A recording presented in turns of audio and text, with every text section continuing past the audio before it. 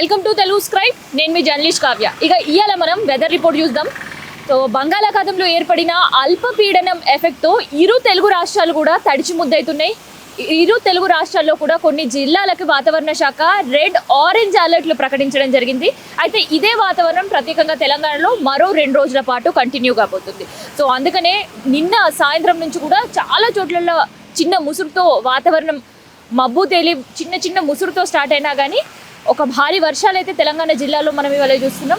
అయితే ఇప్పటికే దుక్కి దున్ని రైతులు చిరుజల్లులు ఎప్పుడు కురుస్తాయని చెప్పి ఎదురు చూసిన పరిస్థితుల్లో భారీ వర్షాలే ఈసారి ఉన్నాయని కనిపిస్తుంది మనకి. ఇక నిన్న ఉదయం నుంచి కొన్ని జిల్లాల్లో ఉంటే నిన్న సాయంత్రం నుంచి ఇంకొన్ని జిల్లాల్లోకి వర్షం తొలకరి జల్లు అనేది స్టార్ట్ అయిందని చెప్పొచ్చు.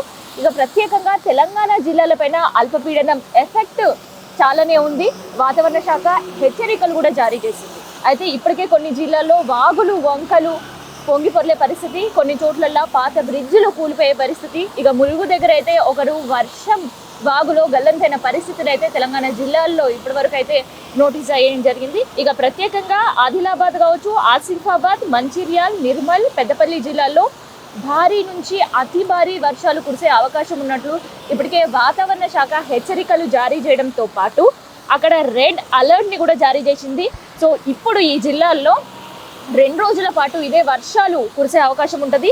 దాంతోపాటు నిజామాబాద్, జగిత్యాల, రాజన్న సిరిసిల్ల, కరీంనగర్, జయశంకర్ భూపాల్ జిల్లాలకి ఆరెంజ్ అలర్ట్ వాతావరణ శాఖ ప్రకటించడం జరిగింది. సో ఈ జిల్లాల్లో కూడా నిన్న ఉదయం నుంచి కూడా తేలికపాటి వర్షాలు స్టార్ట్ అయినా ఆ తర్వాత నుంచి ఉరుములు మెరుపులతో కూడిన వర్షాలు అయితే కంటిన్యూ అవుతున్నాయి. సో అక్కడ ఉండే ప్రజలు కాస్త అప్రమత్తంగా ఉండాల్సిన పరిస్థితి అయితే నెలకొందని చెప్పొచ్చు. ఇక ప్రజెంట్ నేను హైదరాబాద్లో ఉన్నాను. ఇక హైదరాబాద్లో మనకు తెలిసిందే నిన్న చాలా కూల్ వెదర్ ఉండే. అయితే నిన్న మాత్రమే కాదు, దాదాపు ఒక 2 రోజుల నుంచి కూడా వెదర్లో చేంజెస్ మనకు కనిపించినాయి. ఇక నిన్న పొద్దంతా కూడా చాలా కూల్ వెదర్ ఉండే. నిన్న మధ్యాహ్నం నుంచి చిరుజల్లులు షురు అయిపోయినాయి. సో నిన్న సాయంత్రం నుంచి కూడా వర్షం కంటిన్యూ అయింది. చాలా ప్రాంతాల్లో హైదరాబాద్లో నిన్న రాత్రి ఎడతెరపు లేకుండా వర్షాలు కురుస్తూనే ఉన్నాయి. సో ఇప్పటికీ కూడా ఆ చిరుజల్లులు అనేది హైదరాబాద్లో నమోదవుతున్నాయి. అయితే కొన్ని చోట్ల చిరుజల్లులు ఉంటే ఇంకొన్ని చోట్ల మాత్రం భారీ వర్షం అయితే నిన్న నమోదైంది. ఇక ప్రత్యేకంగా రాజేంద్రనగర్ కావచ్చు, లింగంపల్లి కావచ్చు, అవుట్స్కట్స్లో కూడా భారీ వర్షాలు అయితే నమోదైన పరిస్థితి. ఇక ప్రజెంట్ ఒక్కసారి ట్యాంక్ బండ్ దగ్గర ఉన్నా. నేను ట్యాంక్ బండ్ దగ్గర సిచ్యువేషన్ చూస్తుంటే భారీ వర్షం కాకుండా చిరుజల్లులు మాత్రమే ఉండడంతో హైదరాబాదీలు ఆ వెదర్ని ఎంజాయ్ చేస్తున్నారు. సో వర్షపు జల్లులో ఫొటోస్ తీసుకోవడం కావచ్చు అండ్ ఇట్లాంటి కూల్ వెదర్లో ప్రత్యేకంగా ఇక ట్యాంక్ బండ్ సెంటర్ ఆఫ్ అట్రాక్షన్గా ఉంటుంది ఈ వెదర్కి. సో అందుకనే ఈ వెదర్ని ఎంజాయ్ చేయడానికి చాలామంది కూడా మార్నింగ్ నుంచి ఇటు వస్తూ ఉన్నారనమాట. సో హైదరాబాద్ ఒకవైపు మనం చూస్తుంటే కూల్ వెదర్ అండ్ ఎంజాయ్ చేసే వెదర్ ఒకవైపు కనిపిస్తున్నా, ఇంకోవైపు మాత్రం డ్రైనేజీలు పొంగిపొర్లే పరిస్థితి. ఇంకొన్ని ప్రాంతాల్లో అయితే ట్రాఫిక్ జామ్ ఇక్కట్లతో తిప్పలు పడే పరిస్థితి. ఎందుకంటే ఇవాళ మార్నింగే రెయిన్ డేతో హైదరాబాదీలకు స్టార్ట్ అయిపోయింది. చాలామంది స్కూల్స్కి, ఆఫీసెస్కి వెళ్ళే వాళ్ళు కూడా ఉంటుందో ఇవాళ ఆఫీసెస్ కూడా లేట్ అయ్యే పరిస్థితి. ఇక ప్రత్యేకంగా మనకు చెప్పుకునే రూట్స్ ఉన్నాయి, కొన్ని హెవీ ట్రాఫిక్ జామ్ ఎప్పుడు ఉంటాయి. ఇక దాంతోపాటు ఇవాళ వర్షం పడింది అంటే ఇంకెక్కువ ట్రాఫిక్ అనేది ఆ రూట్స్లలో జామ్ అయింది. ప్రతిరోజు మినిమం ఒక 15 నిమిషాలు వెళ్ళే రూట్ అంతా కూడా ఇవాళ 45 నిమిషాలు తీసుకుంది. సో ట్రాఫిక్ ఇక్కట్లయితే హైదరాబాదులకి ఇవాళ తప్పలేవు. ఇక ఎవరైతే బేగంపేట్ రూట్స్ ఎంచుకున్న వాళ్ళకైతే ట్రాఫిక్ జామ్ ఇక్కట్లయితే అండ్ దాంతోపాటు మనకి ఎల్బీ నగర్ వైపు కూడా హెవీ ట్రాఫిక్ జామ్స్ ఉండే.